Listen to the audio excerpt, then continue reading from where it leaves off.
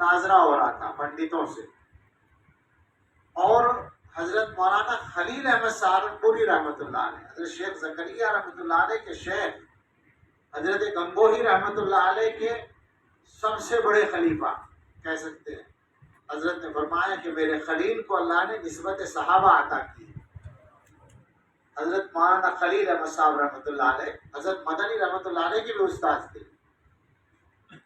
حضرت شیخ الہند کے ساتھی، وہ بھی بیٹھے ہوئے ہیں مناظرے کے میدان میں۔ مسلمانوں کے جو مقرر تھے بڑے اچھے مقرر تھے، لیکن دیکھا یہ گیا کہ بول نہیں پا رہے، غیر مرتب بات ہو رہی ہے، بات منتشر ہو رہی ہے، اثر نہیں ہو رہا ہے لوگوں پر، اور ان کے مقرر جم کے بول رہے ہیں۔ تو ایک صاحب کو کچھ شک ہوا کہ کیا بات ہے، آخر یہ کیوں نہیں چل رہے، حالانکہ بہت اچھے مقرر تھے جو بول رہے تھے۔ حضرت بیٹھے ہوئے تھے، مولانا خلیل صاحب حوالے وغیرہ تلاش کر کے دے رہے تھے، مدد کر رہے تھے۔ تو ایک صاحب گھوم کر آئے، انہوں نے دیکھا کہ ہندوؤں کے اسٹیج کے پیچھے ایک جوگی سر جھکائے بیٹھا ہے۔ تو انہوں نے آ کے حضرت کو بتایا کہ حضرت یہ ہمارے مقرر چل نہیں پا رہے، مجھے شک ہوا، میں نے جا کر دیکھا تو وہاں ایک بیٹھا ہوا ہے سر جھکائے ہوئے، شاید وہ توجہ ڈال رہا ہے۔ اب علماء کو تو بتانے کی ضرورت نہیں ہے کہ اس طرح کی محنت کر کے کوئی بھی یہ چیز حاصل کر سکتا ہے۔ تو حضرت نے جب سنا تو حضرت بھی سر جھکا کے بیٹھ گئے، اور چند ہی منٹ میں وہ گھبرا کے وہاں سے اٹھا اور میدان سے نکل گیا، اور ہمارے مقرر جم کے بولنا شروع ہو گئے۔ مطلب یہ کہ وہ دلوں پر اثر ڈالنا۔ خواہ لوگ ہم سے پوچھتے ہیں کہ توجہ کہاں سے لائے ہو، ہمارے یہاں تو پہلے سے موجود ہے۔ تو یہ مقابلہ ہے اور یہ جنگ چل رہی ہے، اور ہم اگر بمبئی میں بیٹھے ہیں یا ممبئی میں بیٹھے ہیں، سنا ہے اس پہ بھی پکڑ ہو جاتی ہے، ممبئی کے اندر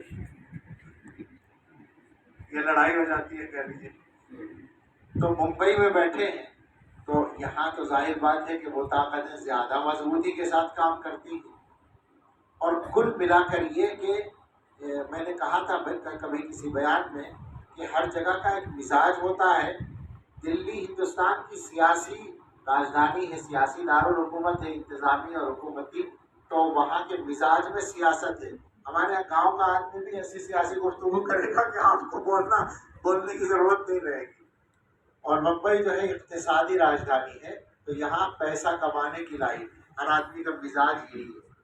اسی مشن کو لے کے آدمی آتا ہے، اور اس چکر میں دنیا کے سارے کام پیچھے ہوتے ہیں، یہاں تک کہ بیوی بچوں سے ملنا بھی نمبر 2 پر ہوتا ہے۔ میں جانتا ہوں ممبئی کے ایسے کاروباری لوگوں کو جن کی اپنے بچوں سے، چھوٹے بچے جو اسکول میں پڑھنے والے ہیں، ان سے ملاقات اتوار کے دن ہوتی ہے، اس لیے کہ صبح کو جب وہ اپنے کاروبار کے لیے نکلتے ہیں تو بچے سو رہے ہوتے ہیں، اور جب واپس آتے ہیں تو بچے سو چکے ہوتے ہیں۔ مجھ سے خود بتایا ایک بڑے آدمی نے۔ تو یہ جو مزاج ہے، اس نے مادیت کو طاقتور بنایا اور روحانیت کو کمزور کیا۔ اس پر بہت زیادہ محنت کی ضرورت ہے۔ بمبئی میں تو ہر کونے میں کچھ اہل دل بیٹھے ہوئے ہونے چاہیے، اس کی ضرورت ہے۔ اس علاقے میں کچھ حضرات الحمدللہ موجود ہیں، لیکن ظاہر ہے کہ ہر ایک کی اپنی ترتیبات ہیں اور معاملات ہیں۔ اگر زیادہ بے تکلفی کی اجازت دے تو میں نام لے کر بھی بات کر سکتا ہوں۔ ہمارے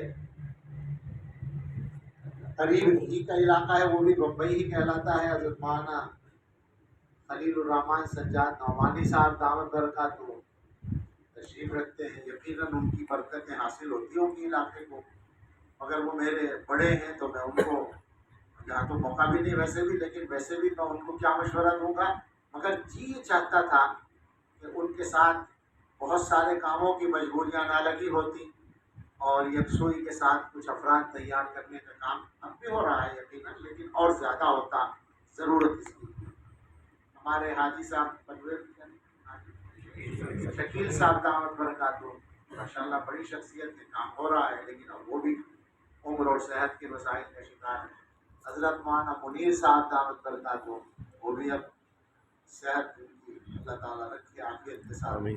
اور بھی ہمارے بہت سارے بزرگ ہیں، حافظ صالح صاحب ہیں اور دوسرے کچھ مشائخ ہیں جن کو عام طور پر نہیں جانا جاتا، وہ بھی کام کر رہے ہیں، یکسوئی کے ساتھ کر رہے ہیں، لیکن زیادہ محنت کی ضرورت ہے، زیادہ کام کی ضرورت ہے، اور اصل مشن بنا کر صرف یہ کہ اللہ کی طرف انسانوں کو لانا ہے۔ اس کے لیے سنجیدگی سے کام کرنے کی ضرورت ہے، یکسوئی سے کام کرنے کا۔ ہمارے مولانا یحییٰ صاحب کو اللہ نے ایک عجیب نعمت سے نوازا ہے، سارے کاموں سے بالغ ہو گئے، اسی کام کے لیے رہے، اللہ رکھے سلامت اور نظر بد سے محفوظ رکھے۔ تو یہ موقع ہے، مگر چونکہ ان سے بے تکلفی یا گستاخی کی بھی گنجائش ہے، اس لیے میں بے تکلف بات کر رہا ہوں کہ کام کو کام ہی کی طرح کرنا پڑے گا، اور کسی ترتیب کا مسئلہ ہوتا ہے کام میں، تو ظاہر ہے کہ جیسی ترتیب جس کو سکھائی گئی ہے اس کو اسی ترتیب سے کام کرنا ہے۔ سلسلوں کی بات میری عادت ہے کیونکہ صاف بات کرنے کی، تو اور صاف کہے بغیر کام بھی نہیں چلتا ہے۔ تو مسئلہ یہ ہے کہ کوئی بھی سلسلہ ہو، کام کی ضرورت ہے، جس کا سلسلہ جو بھی، اور ان چیزوں کو منافرت کی بنیاد نہیں بنانا ہے، دوری کی بنیاد نہیں بنانا ہے۔ ہمیں کبھی کبھی اس کا تجربہ ہوتا ہے، ہمیں کم ہوتا ہے کیونکہ ہمارا تعلق دارالعلوم دیوبند سے بھی ہے، تو یہ مشکل ہے کہ لوگ ذرا سا احتیاط کر لیتے ہیں، لیکن بہرحال ہوتے ہیں کچھ مسائل۔ تو بے تکلفی سے گزارش ہے کہ ہر سلسلے کے اپنے جو طریقے بڑوں کے یہاں سے چلے آ رہے ہیں۔ مولانا سے بھی گزارش ہے کہ حضرت جی دامت برکاتہم کا